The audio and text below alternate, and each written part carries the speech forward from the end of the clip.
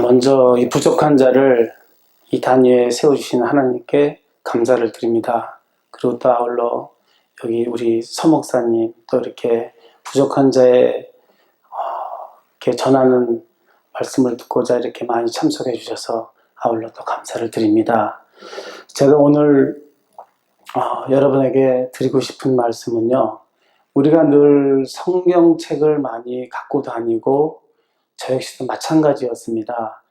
근데 늘 성경 속에 무엇이 있는가, 그것을 자세히 저보다도 몰랐어요. 그냥 성경 속에 귀한 요절들 몇 개씩 이렇게 늘 암송하면서 거기에 맞춰 늘 제 생각을 가지고 이게 하나님의 생각이다, 하나님의 음성이다, 이런 얘기를 많이들 하고 저 역시도 그렇게 신앙생활을 해왔습니다. 근데 이제 오늘에서는 제가 이렇게 다루고 싶은 것은 구약 쪽으로 좀 이렇게 얘기를 해드리고 싶어요. 먼저 뭐냐 그러면은, 이 구약 성경 안에 무엇이 우리가 들어있는지, 구약 성경 안에서 우리가 무엇을 볼 수 있는가. 두 번째로는 이 구약 성경이 39권으로 되어 있지 않습니까? 39권이 어떤 식으로 이게 구조가 되어 있는가. 그래서 우리가 이걸 어떤 식으로 봐야 되는가. 시간은 짧지만 요 문제와 세 번째, 구약 성경을 전체적으로 한번 어떤 역사가 들어있는가, 요것을 제가 사울왕을 비롯해서 인간왕을 시작을 하면서부터 남왕국과 북왕국 이렇게 갈라지는 왕들의 멸망까지 한번 그 요약을 최대한 바른 시간 내에 해보도록 하겠습니다. 첫째 구약 성경 안에서 우리가 볼 수 있는 것은 크게 7가지로 나눠볼 수가 있어요. 잘 아시는 첫 번째, 성경은 역사 아닙니까? 역사가 들어있어요. 첫 번째 역사가 들어있고, 그 다음에 우리에게 하나님께 주신 약속, 언약, 약속이 들어있습니다. 그리고 세 번째, 명령이 들어있어요. 레위기에서만 율법에 보면은 하라 하지 마라 하는 그 명령이 들어있습니다. 그리고 네 번째, 우리가 많이 볼 수 있는 예언, 하나님 말씀 예언이 들어있어요. 다섯 번째, 성경 속에는 많은 지혜가 들어있습니다. 이게 인간의 성공, 실패의 그런 많은 값진 그 기록이 되어 있어요. 여기서 우리는 또 지혜를 볼 수가 있습니다. 그리고 그것을 통해서 우리 여섯 번째, 성경에는 교훈이 들어 있습니다. 그리고 마지막에 가장 많이 성경에서 볼 수 있는 다윗의 찬양을 많이 얘기하죠. 찬양을 볼 수 있습니다. 그래서 구약 성경은 이렇게 7가지로 우리가 정리해 볼 수 있습니다. 그럼 이걸 세부적으로 들어가서 첫째, 성경 안에는 역사적 진리가 분명히 있다고 말씀드렸습니다. 이것을 알 수 있는 것이 역사서 12권이에요. 잘 아시는 여호수아부터 쭉 나오죠. 12권. 에스라까지. 에스더 쭉 12권이 나옵니다. 여기서 12권에 대해서 이스라엘 역사가 있고, 그렇지만 창세기에서도 보면은 1장부터 11장까지 나눠집니다. 12장에서부터 50장까지 나눠져요. 1장부터 11장까지 우리 지구의 원 역사가 기록이 되어 있습니다.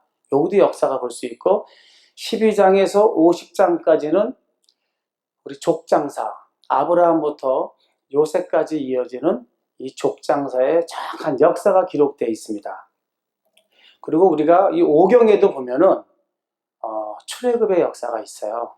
400년 만에 은혜로 홍해를 건너오는 출애굽의 역사도 이렇게 기록이 되어 있습니다. 그래서 이게 역사를 볼 수가 있고, 두 번째 이제 약속이라고 말씀드렸는데, 하나님의 약속이 있습니다. 즉 구약 성경의 언약을 구약이라고 합니다.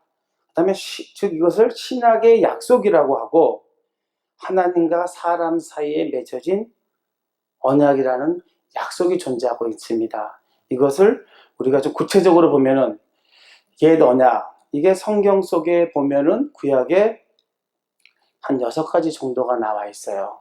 잘 아시는 아담에게 주신 메시아의 언약이 있어요. 잘 아시죠? 여자의 후손으로 와서 뱀의 머리를 상하게 할 것이다 하는 이 메시아의 언약이 있고요. 두 번째, 노아에게 주신 무지개의 언약이 있습니다. 홍수는 더 이상 없다. 홍수 후에는 더 이상 홍수가 없다는 무지개 언약을 우리가 볼 수 있고, 세 번째, 아브라함에게 주신 언약이 있는데, 이건 정말 은혜의 언약입니다. 내 자손이 하늘의 뭇별처럼 모래처럼 많을 것이다. 그 다음 내 자손으로 말미암아서 천하 만민이 복을 받게 될 것이다 하는 이 언약이 있거든요. 이 3가지 언약은 하나님께서 은혜로 일방적으로 우리에게 주신 언약입니다. 어떤 우리와 약속이 되어 있는 게 아니라 하나님께서 은혜로 일방적으로 주신 언약이 있어요. 이 이후에 4번째가 나오는데, 모세가 중재하여 된 언약이 있어요. 출애굽하고 나서 가나안 땅에 들어가기 위해서 우리가 시내산에서 언약을 받습니다. 이 언약은 우리가 쌍방적인 언약이에요. 하나님과 백성들과의 언약이고, 이 언약을 모세가 중재를 한 겁니다. 그래서 이 언약은 반드시 백성들이 지켜줘야 되는데, 이 언약을 지키지 않는 것이 성경 속에 수없이 기록이 되어 있어요. 이 언약을 지키지 않아서 결국은 남한국 북왕 다 멸망하고 포로까지 가면서 다시 돌아오는 그런 상태인데, 왜 이 언약을 모르냐 그러면은, 이분들이 가나안 땅에 들어가서 성경을 7년에 한 번씩 읽으라고 모세가 얘기를 했지만 성경을 안 읽습니다. 시내산에서 얻어진 이 하나님과의 약속을 성경을 보지 않으니까 무슨 약속을 했는지, 무슨 언약을 했는지 몰라요. 그래서 결국은 이 언약을 보지 못해서 이스라엘 역사에 우리 성경 속에서 보는 그 어려움을 겪게 됩니다. 결국 이들이 성경을 언제 보냐 그러면요, 바벨론 포로 갔다 와서 거의 990년, 1000년, 에스라가 인도할 때 수문광장에서 성경을 거의 990, 1000년 만에 성경을 처음 봐요. 이스라엘 민족이요. 성경이 이렇게 기록되어 있습니다.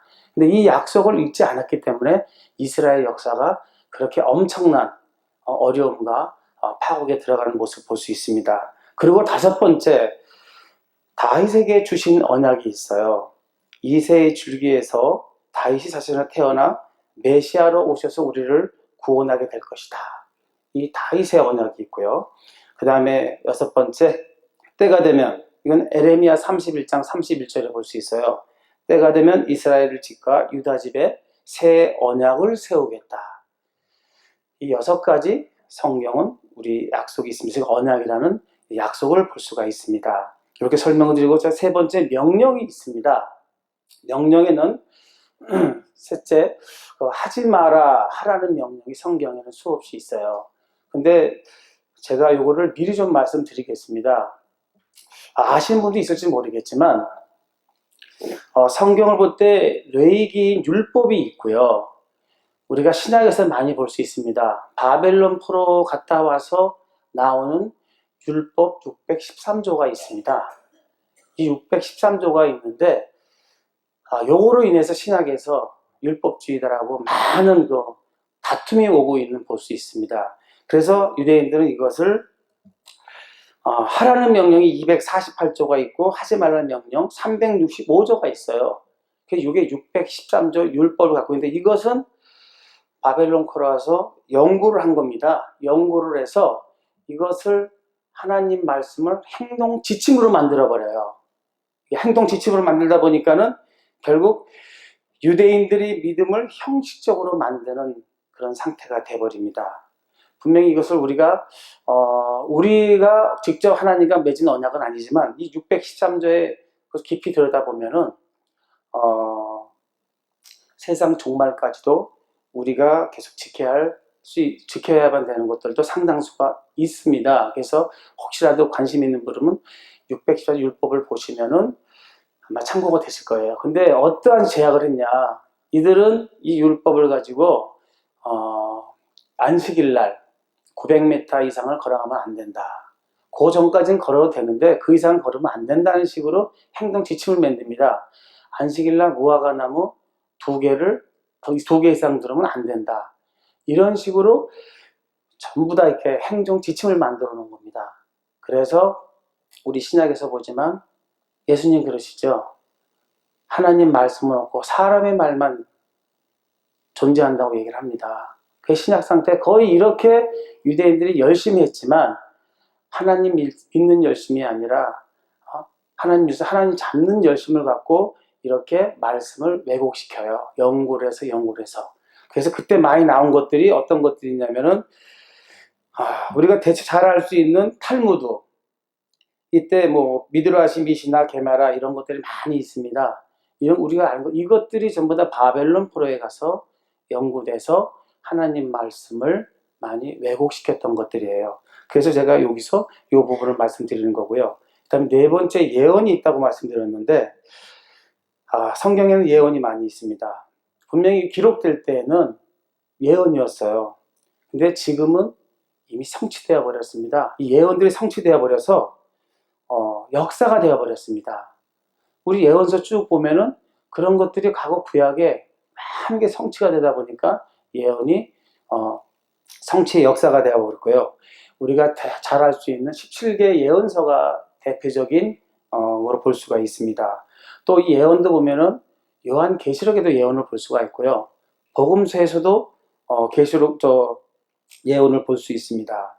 그리고 성경에서는 한 예언은 반드시 이루어지고 있어요. 그걸 볼 수 있는데 우리가 지금 문제가 되는 게 에스겔서 40장에서 48장은 아마 지금 성경학자들이 아직 이루지 못한 것이라고 하면서 논란의 대상이 되고 있다는 겁니다.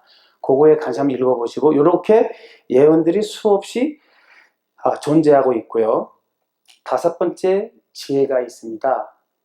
성경을 잘 공부하면 지혜를 얻을 수가 분명히 있습니다. 저는 성경에 무지해서 정말 몸이 아플 때 성경 배우자 하면 머리가 나는 줄 알고 그런 시절도 있었어요.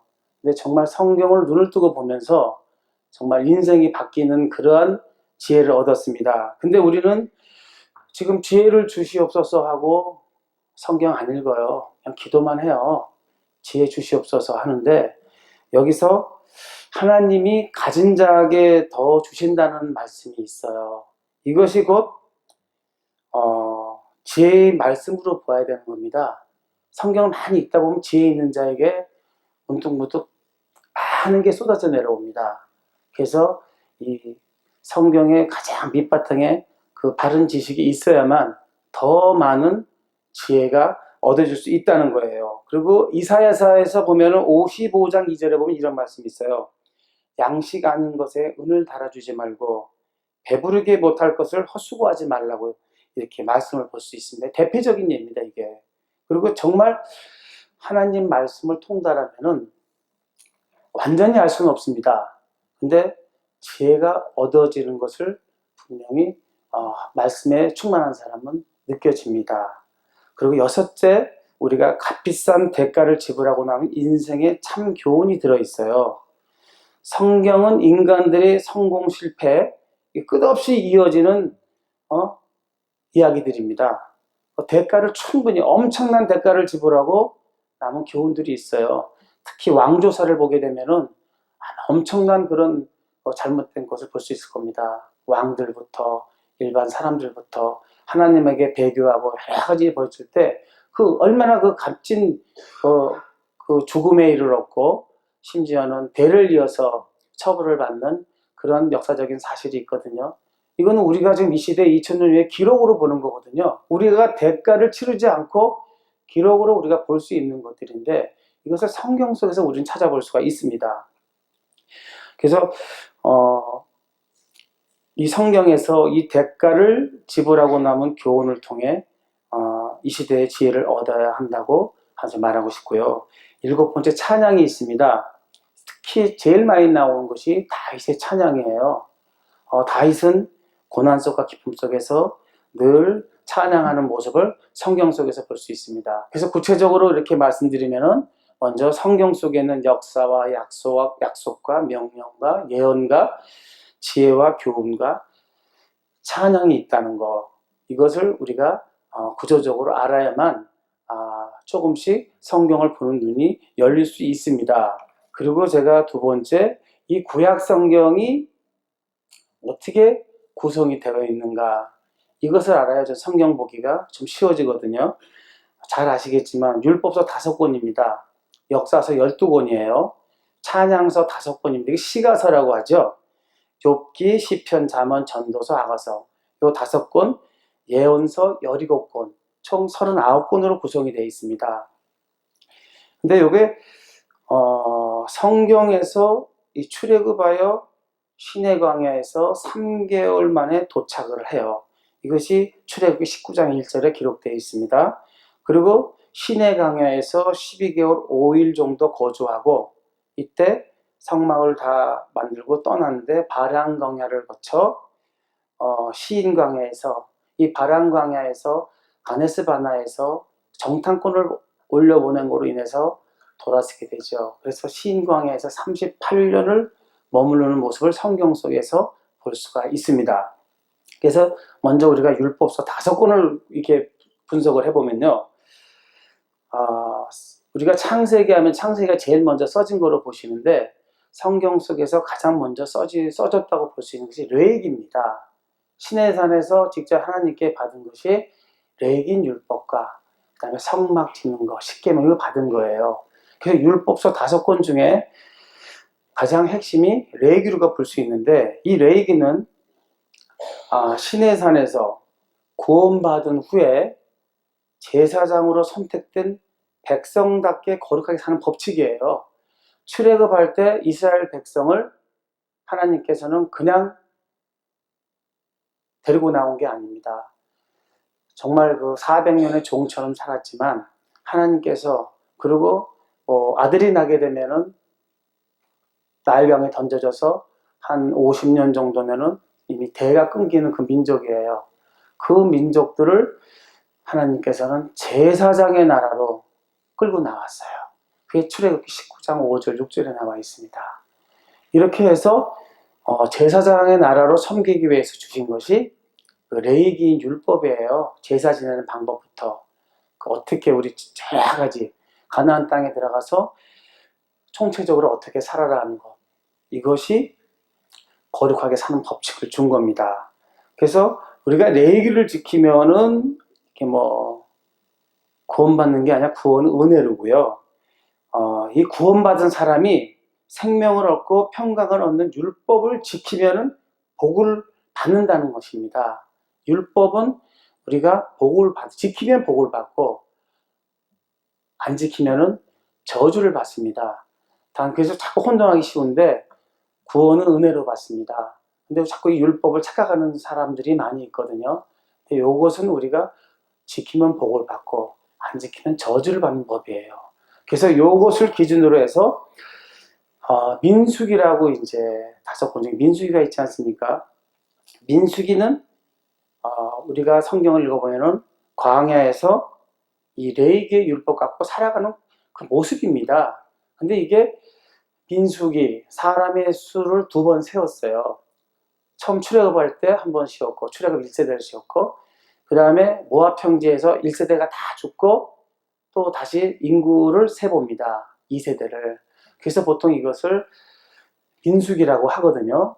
근데 이것을 영어 성경 넘버스, 숫자들이 얘기하는데, 실질적으로 히브리 성경은 베미드바르, 광야에서라고 기록이 돼 있어요. 광야의 생활입니다.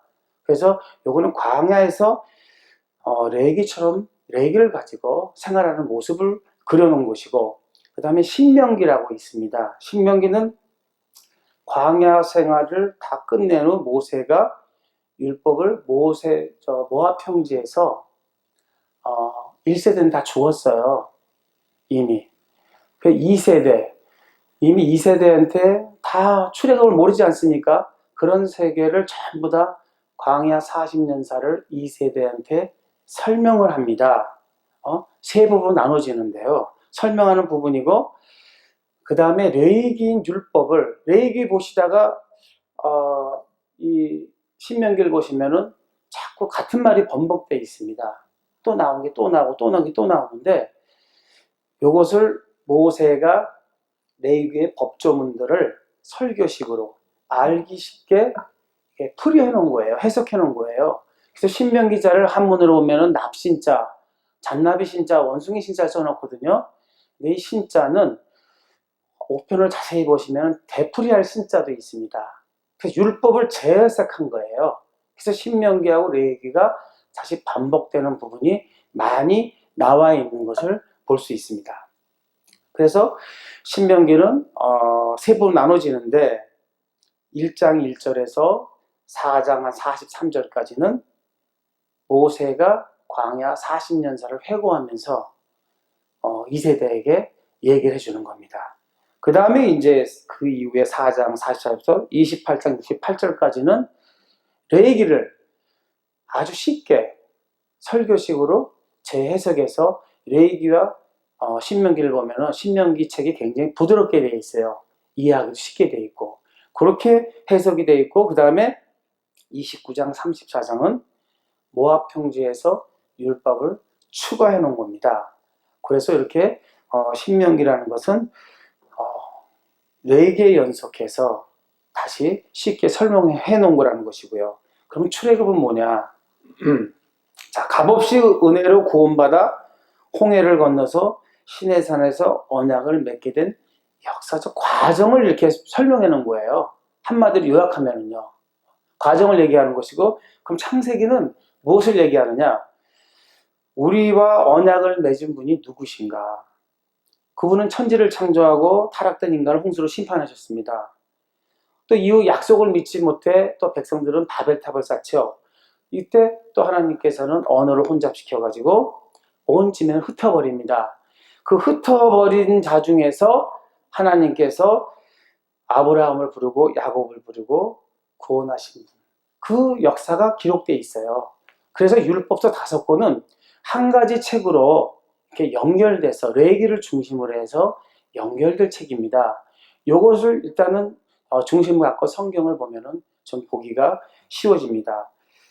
그래서 이 레위기대로 살아가는 것을 볼 수 있는 모습, 레위기대로 삶을 살아가는 사는 걸 볼 수 있는 것이 사실 역사서입니다. 우리 12권 12권의 역사서를 보면은요, 레위기대로 살아가는 모습, 약속대로 살아가는 모습이 되고 안 되고 하는 모습을 우리가 볼 수 있어요. 그럼 이스라엘 역사는 몇 년이냐? 1500년입니다. 1500년이 BC 1446년에 출애굽을 해서 AD 70년에 멸망을 해요. 예루살렘 멸망을 해요. 그래서 이스라엘 역사는 우리나라처럼 5000년 역사가 아니라 1500년 역사, 아주 간단한 짧은 역사를 가지고 있어요. 그래서 오히려 제대로 공부하면은 이해하기도 쉽습니다. 그래서 우리가 히브리 역사는 아까 말씀드렸지만은 여호수아, 사사기, 룻기, 열왕기, 상하, 사무엘 상하, 열왕기 상하, 역대 상하, 에스라, 느헤미야, 에스더, 이 12권입니다. 그래서 이 역사서를 보면은 율법, 즉 언약, 이것을 얼마나 잘 지키는가, 또 그리고 무엇을 잘못하여 징계를 받는가, 무엇을 잘하여서 복을 받는가, 이 책이에요. 역사서를 보면은 하나님과 언약을 지켜졌는가 안 지켜졌는가, 이 모습을 보는 건데요. 하나님께서는 복을 주실 때 말없이 복을 주십니다. 말없이 복을 주시는데 저주를 할 때, 이 약속을 어길 때에는 저주를 부시는데 먼저 절대 저주를 먼저 안 하세요. 경고를 하십니다. 먼저 예언자들을 보내서 경고 메시지를 전달해서 그것을 듣지 않았을 때 하나님께서는 성경에 보시지만 저주를 붓습니다. 이 저주는 하나님이 잘못이 아닌 우리 인간들이 전적으로 하나님과 약속을 이행하지 않았기 때문에 이렇게 부어진 거지 하나님의 책임이 아닙니다. 그렇지만 하나님께서 예언자들을 보냈지만 그 예언자들의 말들의 경고를 들었으면은 아마 이 예언들, 경고는 이루어지지 않았을 거예요.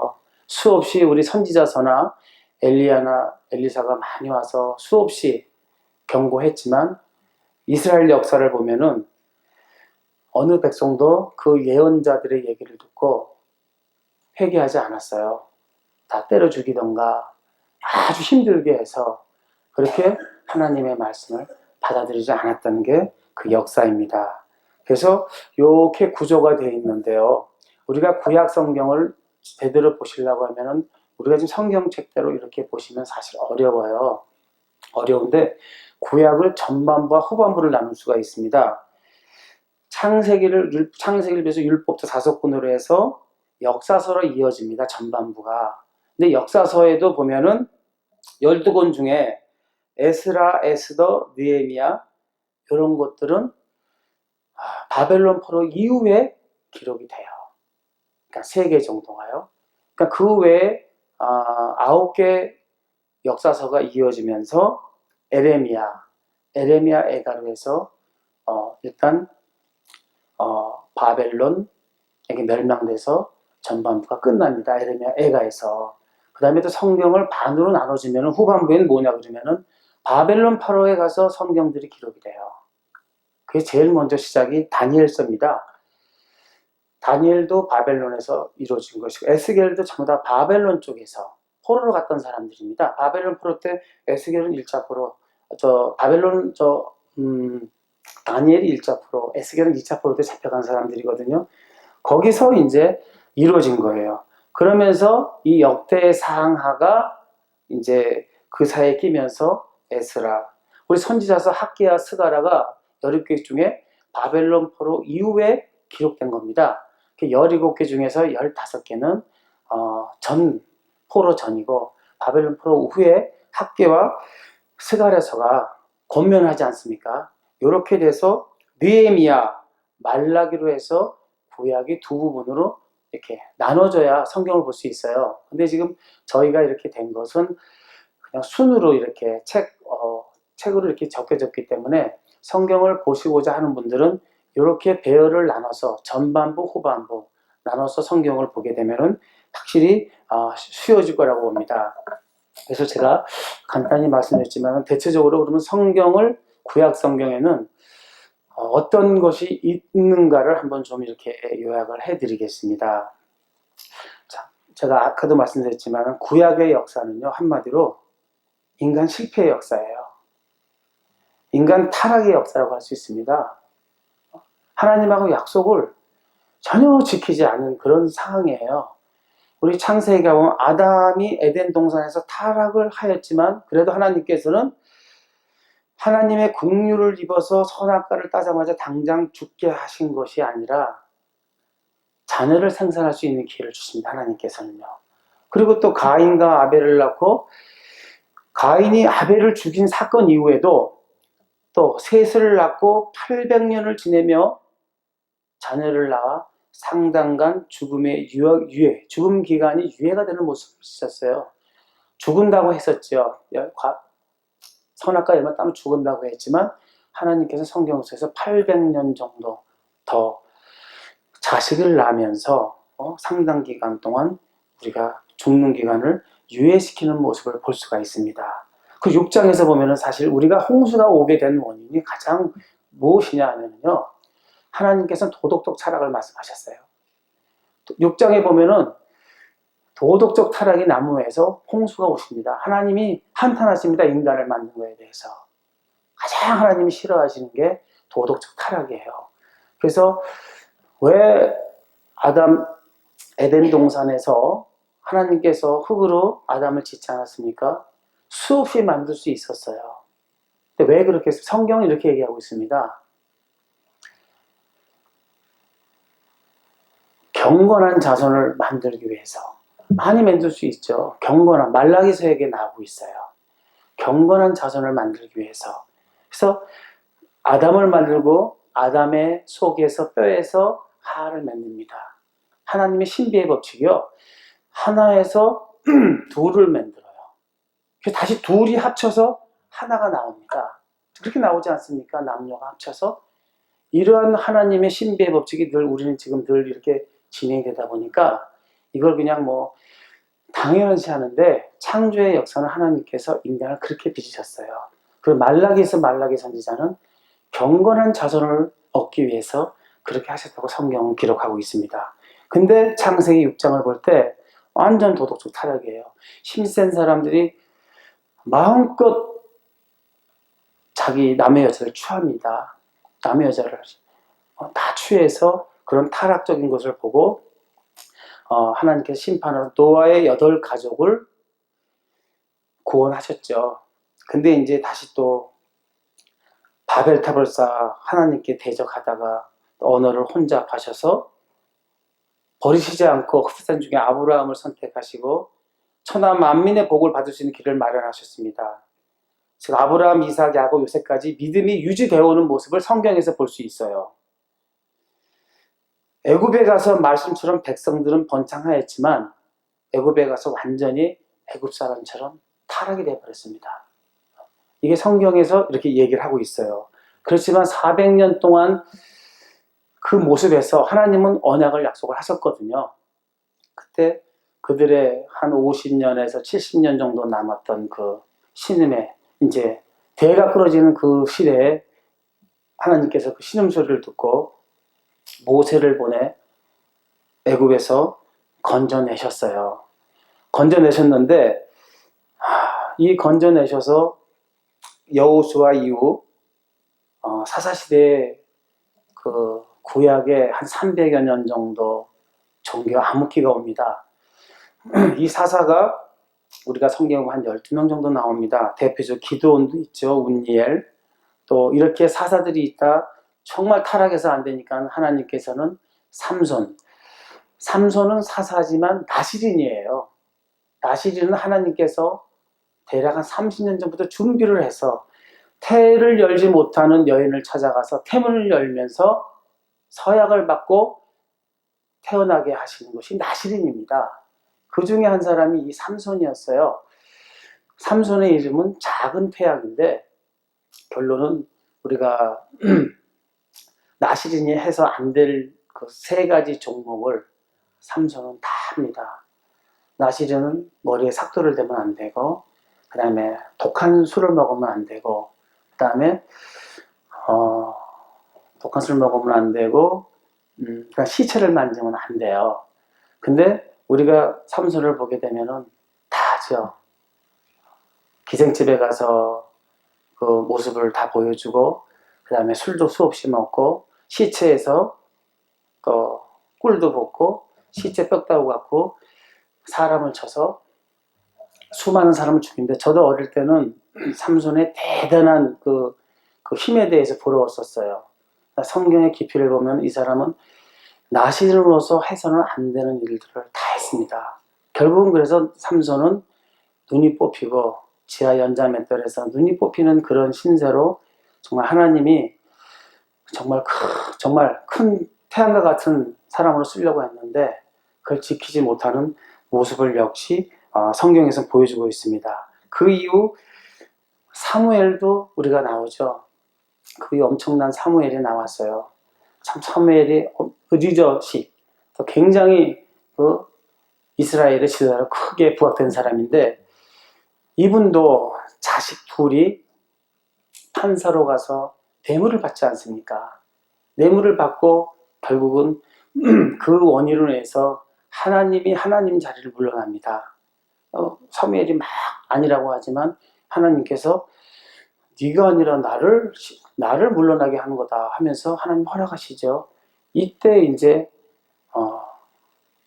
인간왕이 나옵니다. 이들이 원한 것이 인간왕. 그 다음에 인간왕이 처음에 사울이지 않습니까? 사울왕을 볼 때 사울은 처음에 겸손했어요. 근데 권력의 맛이 들다 보니까 사람이 변질되어 버립니다. 그리고 그 다음에 다윗 왕이 또 들어서죠. 정말 10년을 도망 다니지 않습니까? 사울을 피해서 광야에서 10년을 도망 다닙니다. 성경 속에서 수많은 미친 짓까지 하면서 피해 나가지 않습니까? 이 왕이 솔로몬의 어머니 밧세바 사건을 통해서 진짜 그 집안은, 다윗 집안은 정말 모든 백성들이 어려움에 휘말리게 돼요. 첫째 아들 암몬은 의붓 여동생 다말을 또 이렇게 겁탈을 했고, 셋째 아들 압살롬은 반역을 일으켜서 또 요단강을 건너가는 다윗이 피난을 하는 모습이 볼 수 있고요. 다섯 번째 아들 아도니아가 또 반역을 일으켜가지고 엄청난, 성경 보면은 그일 이후라는 얘기가 나옵니다. 다윗 기록에는 그일 이후라는 것은 밧세바 사건 이후를 얘기하고 있어요. 그래서 하나님께서 그 사건 이후 다윗에게도 엄청난 시련을 주고 있는 모습입니다. 그래서 이 솔로몬 왕이 되는데 성경적으로 보면은 굉장히 마지막에 있는 아들로 보여집니다.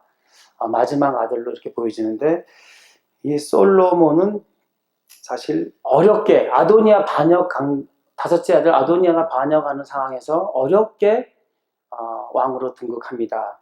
상당히 지혜로웠지만 전체적으로 볼 때 1,000명의 여자들이 있다는 것을 성경은 기록하고 있어요.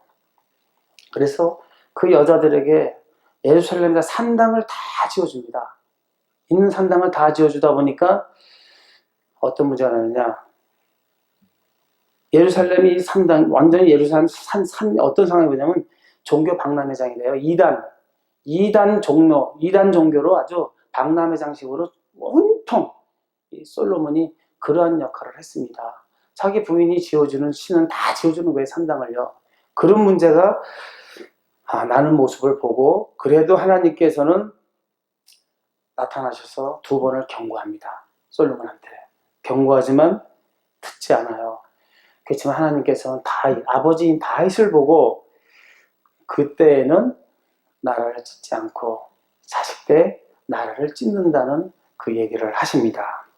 그래서 이 솔로몬 이후 정말 우리가 볼 때 많은 지혜가 있는 그 왕이었지만, 가장 중요한 것은 하나님 말씀에, 하나님 율법에 귀를 기울이지 않았던 것 같습니다. 성경은 어떤 문제가 나오면요, 다윗 이후 쭉 왕들 중에 보면은 출애굽에 나왔던 급한 야지 유월절을 지켜야 된다고 했지만요, 만나가 떨어질 유월절을 지키고 나서 성경 속에서 유월절을 지키는 왕은요, 요시야 왕 하나 있습니다. 거의 남왕국 끝날 마당 요시야 왕 때 유월절을 지켜요. 유월절을 다 안 지키는, 성경이 기록하고 있습니다. 이 정도로 하나님과의 관계가 안 됐지만, 하나님께서는 완전한 걸 원하는 것이 아니라 그 중심에 하나님과의 얼만큼 밀접한 관계가 되어 있는가를 보신 것 같아요. 그래서 이제 이 솔로몬이 이러한 상태로 이어지면서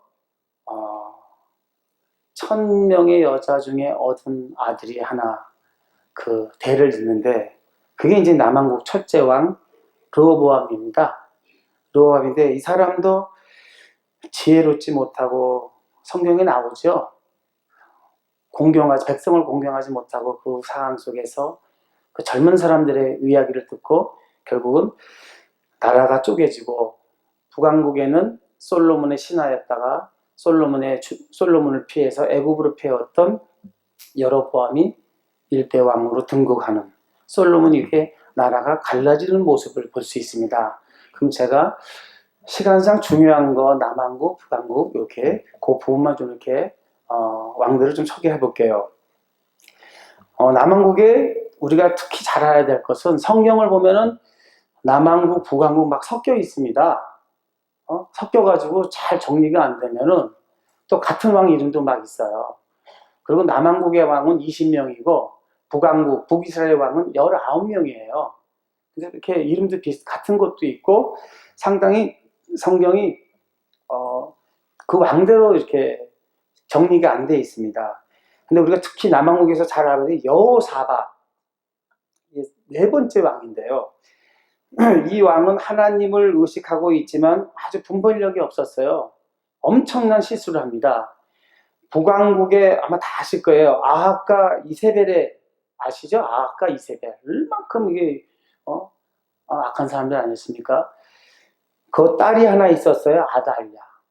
딸이 아달랴가 하나 있었는데 자기 아들 여호람, 정략 결혼을 시켜 다윗 계보를 흔들어 놓은 계기를, 다윗의 계보가 여기서 끊어질 뻔한 사건이 벌어집니다. 어떤 문제가 벌어지냐 그러면요, 여호사밧이 아들 여호람이 의문의 병으로 아파서 죽게 돼요. 그때 이제 북왕국과 남왕국과 정략 결혼이 되다 보니까는 왕들이 서로 왔다 갔다 교제를 하고 있어요. 근데 이제 6대 여호람의 아들 여섯 번째 왕 아하시아가 북왕국을 가서 이렇게 인사차 갔는데, 그 당시 이제 오므리 왕조가 무너져 예후 왕조가 들어서면서 예후한테 이 왕이 북왕국에서 죽음을 당합니다. 죽음을 당하는데, 이때 그 이세벨, 아하가 이세벨의 딸인 아달랴, 이 사람이 아하시아의 엄마예요. 자기 아들이 죽은 모습을 보고 이 아달랴가 어떠한 문제가 보면 손자들을 다 때려 죽입니다. 몇인지 나오지 않지만 이 아달랴가 손자들을 다 때려 죽이면서 자기가 6년 동안 여왕을 합니다. 그래서 남유다의 왕 20명을 볼 때 요 7번째 왕, 여왕이 6년째 하고 있어요. 이렇게 해서 이 당시에 자기가 왕이 됐는데, 다행히도 그 아하시아의 여동생이 있었어요. 여호세바라고. 여호세바와 그 남편이 제사장이었습니다. 이때 이거 아달랴가 손자를 다 때려 죽이려고 했을 때 어린애를 갖다가 하나 구출해내요. 그게 이제 8번째 왕이 된 요아스 왕입니다.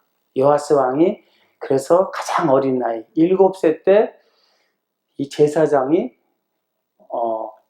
다시 아달랴를 죽여버리고 이 어린 왕을 다시 등극을 시켜요. 그래서 다윗의 계보가 요아스로 이어지는 역사적인 그 상황을 볼 수 있습니다. 근데 이제 요아스도 이렇게 어렵게 구출돼서 왕이 됐지만 이 성경 말씀인 율법을 바로 보질 못했어요. 그래서 자기 그 고모부 제사장 여호와다가 죽고 나서 이 왕이 대제사장을 죽여버립니다. 대제사장을 죽여버려요. 이 요아스 왕도. 그래서 결국은 이 왕도 부하들에게 암살을 당하고 맙니다. 이 요아스 왕도. 그리고 이제 거기서 이제 대가 이어지면서 우리가 많이 알던 10번째 왕이 있습니다. 우시야. 우리 성경에는 아샤라 왕이라고도 합니다. 이 왕은 성경에 잠깐 비치거든요. 제사장 직분인 제사까지 하려고 하다가 나병에 걸려 별궁에서 이제 죽는 왕의 모습을 볼 수가 있어요. 그 다음에 요 뒤에 이제 우리가 많이 알고 있는 13대 13번째 이제 히스기야 왕이 등장을 하는데요. 우리는 기도의 왕 뭐 이렇게 많이 알고 있어요. 근데 여러분께서는 성경을 보실 때요, 한자 한자 끝까지 다 보십시오. 좋은 점 나쁜 점을 다 보셔야죠. 좋은 점만 봐서는 안 됩니다. 처음에는 히스기야 왕도 잘해요. 나이가 먹으면서 자꾸 실수하는 모습을 볼 수 있습니다. 이 기도의 왕이 나중에 말년에 어떤 문제가 있냐면은 아수르가 쳐들어오니까요, 성전에 문짝에 있는 덮여있는 금까지 다 벗겨내가지고 상납을 시키면서 자기의 어려운 면을, 위기를 모면하는 모습을 성경은 써 있어요. 잘하는 면도 있었지만 말년에는 이분이 그러한 부분까지도 실수하는 모습을 볼 수 있습니다. 그래서 잘 알 수 있는 것은 열왕기하 18장에서 20장까지 이 히스기야 왕에 대해서 잘 기록이 되어 있는데, 성경에는 히스기야 왕이 죽음에 이른 병에 걸려서 그때 기도함으로써 15년이 연장됩니다.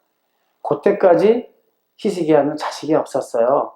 15년 연장되면서 우리가 참 잊지 못해, 하나님도 용서할 수 없다, 내가 너희 남유다를 멸망시키겠다는 그 길이 아주 진하게 나옵니다. 하나님의 감정이. 이 므낫세가 그 헵시바하고, 원래 헵시바가 히스기야의 부인입니다. 근데 그 사이에서 이 므낫세가 탄생을 해요. 요 기간 동안. 근데 이 기간 동안 태어난 왕이 가장 남유다에 55년 동안 왕 노릇하면서 가장 악한 노릇을 하는 이 므낫세가 그때 태어납니다. 그래서 히브리서 보면은 톱으로 켰다는 얘기가 나오죠. 이사야 선지자가 바른 말을 하니까 므낫세가 이 상자를 틈에 놓고 이사야 선지자를 톱으로 쓸어주겠다고 합니다. 수없이 많은 사람을 죽였다고 기록되어 있어요. 이 므낫세가 결국은 하나님께서 용서할 수 없다는 그 왕이 이제 보여줬고요. 그 다음에 우리가 이제 아까 제가 한번 요시야 왕이라고 이제 말년입니다. 16대 마지막 이 말년인데 이 사람도 굉장히 개혁을 하다가 애국과 전쟁을 관여할 필요 없는 무기도에 나가서 전사를 해요. 이러므로써 많은 게 이제 종교를 잘못된 것을 이방 종교를 다 쓸어버리고 이렇게 하다가 결국은 죽음에 이르러서 더 이상 개혁을 하지 못하게 됩니다. 특히 이 사람이 하시는 것이 성전, 아까 말씀드렸던 유월절을 지킵니다. 이때 성경은 유월절을 요시야 왕 때 지켰다고. 그럼 그 전까지는 안 지켰다는 얘기예요. 근데 하나님은 다 그거를 용서하신 것을 우리는 볼 수 있습니다. 그래서 우리가 얼마나 완전하겠습니까? 죄인에 불과한데 하나님께서는 계속 우리가 변화되고 또 회개하고 지켜가는 모습을 보기를 원하시는 것 같습니다. 그리고 이때 성전을 수십 년 동안 성전 청소를 하지 않았어요. 그래서 이때 성전 청소하다가 성경을 발견하는데 제사장들도 그게 성경인지 뭔지 몰라요. 여선인자 훌다한테 가서 물어봅니다. 그게 성경인지 알아요. 아마 이 학자들은 이거 신명기 아니었는가 이렇게 얘기를 하거든요. 그때 이제 이것을 사반이라는 그 신하가 읽어줍니다. 이것을 읽어주고 옷을 뜯고 회개를 하는 모습을 보고 하나님께서는 네 때에서는 나라가 멸망하는 모습을 보이지 않겠다. 옷만 찢고 회개했는데요. 하나님 그렇게 하셨어요. 그래서 요시야 왕 이후에 아들들이 여호아스, 여호와김은 손주입니다. 시드기야가 또 아들이에요. 이렇게 거쳐서 전체적으로 남유다가 바벨론에 의해서 멸망을 당하는 모습이 있습니다. 그래서 핵심적인 왕을 이렇게 설명을 드렸고요. 북왕국을 잠깐 건너가면은 19명의 왕이 있습니다. 19명 모두 다 악한 왕들이에요. 여기는 9왕조가 들어서는데 다 칼로 반란을 일으켜가지고 결국은 뒤집어집니다. 9왕조가 구성되어 있어요. 19명인데.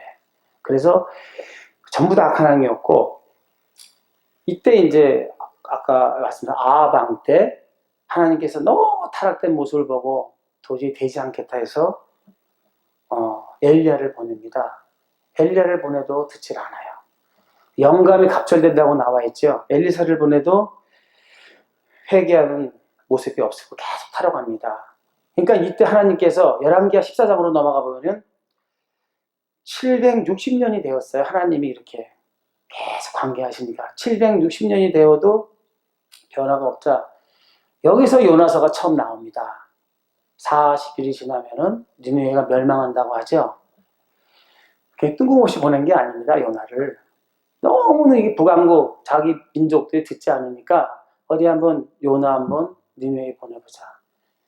근데 뭐 하루만 전에도 어쨌든 회개를 했어요. 그래서 하나님 그 모습을 보고 계속 북왕국에다가 아모스를 또 보냅니다. 아모스 선지자를 보내요. 회개 않습니다. 호세아는 자기의 삶을 가지고 간증하면서 설득해도 회개하지 않아요. 미가 선지자 나오죠. 강력하게 질책을 해도 들으려 하지 않습니다. 백성들은. 그리고 정말 스바냐서를 보면은요. 진멸하고 멸절하고 다 죽여버리겠다는 것이 첫 장부터 흘러져 나옵니다. 3사 읽어보면 다 죽여버리겠다는 내용밖에 없어요. 하나님 예언서예요. 그래도 그 경고도 무시하고 요엘 선지자의 권면도 듣지 않아요. 이러한 역사 속에서 결국 호세아 왕 때 BC 721년에 아수르에서 멸망을 합니다. 두 왕국이 이렇게 남왕국, 그러니까 150년, 그러니까 남왕국은 북왕국 한 멸망은 150년 이후에 멸망을 하는 모습을 볼 수 있어요. 그래서 이거 전체적으로 이렇게 이제 추론해 본다면은, 특히 우리가 가장 많이 알 수 있는 에레미야가 40년을 울고 전했습니다. 40년을 울고 전했지만 결국 회개하지 못했잖아요. 40년을 울면서 한 선지자가 해도 허구한 에레미야 선지는 두들겨 맞고 저 터지고 저 구덩이에 떨어지고 그러면서 그렇게 했지만 누구도 믿는 사람이 없었습니다. 그 석인 바룩 하나, 기록한 바룩 하나 믿었어요. 결국은 그런 역사가 우리가 볼 수가 있습니다. 근데 후반기에서 바벨론 포로 간 뒤에 보면 우리가 다니엘과 세 친구의 어떤 신실함을 볼 수가 있지 않습니까? 근데 거기에 간 사람들조차도 결국 바로 서지 못했어요. 또 거기서 우리가 아까 강력하게 했던 에스겔 선지자가 참 강력한 메시지를 전달했어도 되지가 않았고 결국 하나님 은혜로 포로로 돌아와서 990년 만에 느헤미야 8장에 보면은 에스라와 느헤미야가 율법 낭독을 처음 이렇게 성경에 그때 나옵니다. 성경 본 곳을. 그렇지만 오래 가지 못했어요. 그래서 그 에스라가 그렇게 했을 때 다시 이제 수르바벨 성전, 제2성전을 질 때 짓지 못하고 막 백성들이 난리 때 학개와 스가랴 선지자가 질책과 권면을 해요. 근데 또 그때뿐입니다. 그때뿐이었고 이제 마지막에 말라기 선지자 때는 말라기 선지자를 보면은요, 그때가 BC 한 400년경으로 봅니다. 400년경으로 보는데 아마 에스라 선지자 이런 분들이 소천한 후로 이렇게 보고 있어요. 학자들은. 그때 이미 이제 지도자가 없다 보니까 상당히 어려움이 종교적으로 타락된 상태가 벌어집니다.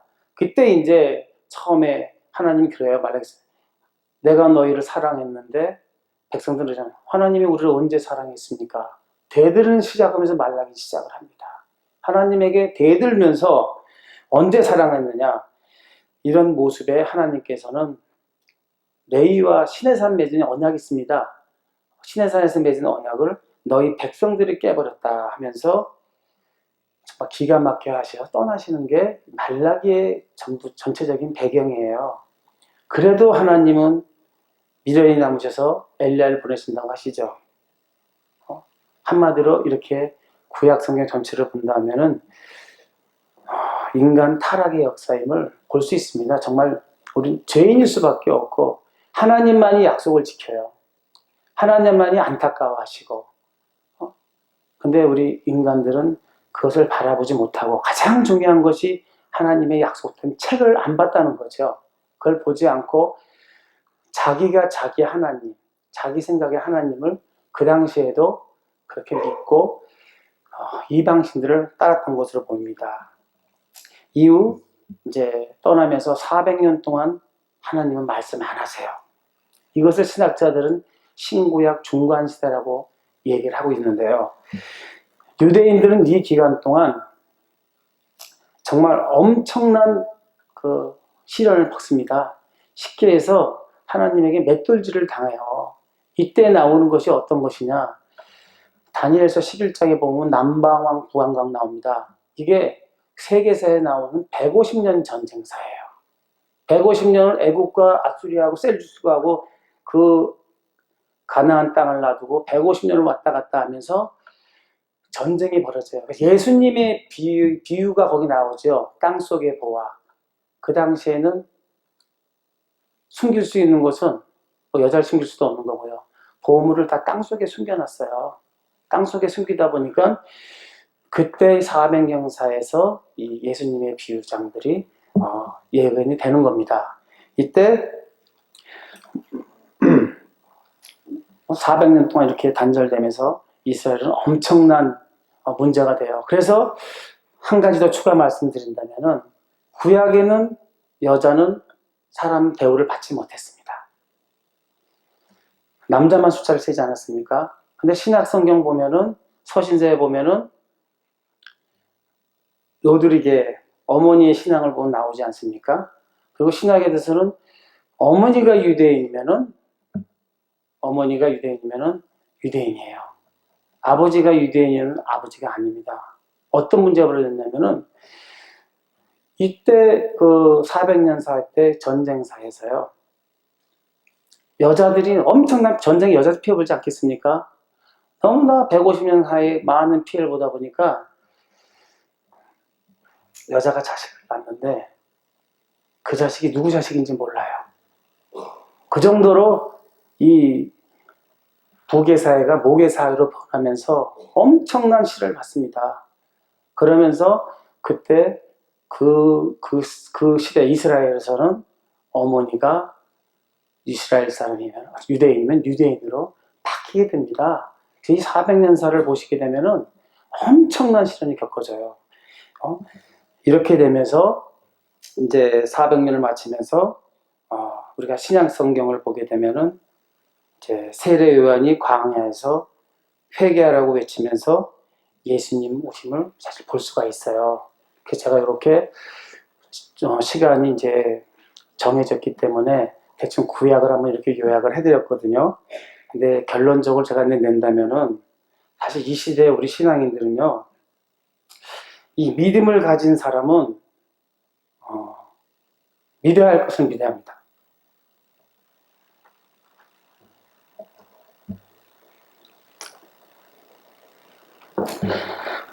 죄송합니다. 믿음을 가진 사람들은 믿어야 할 것을 믿어야 되는데 지금 믿고 싶은 것을 믿고 있어요. 이것이 왜 이러냐?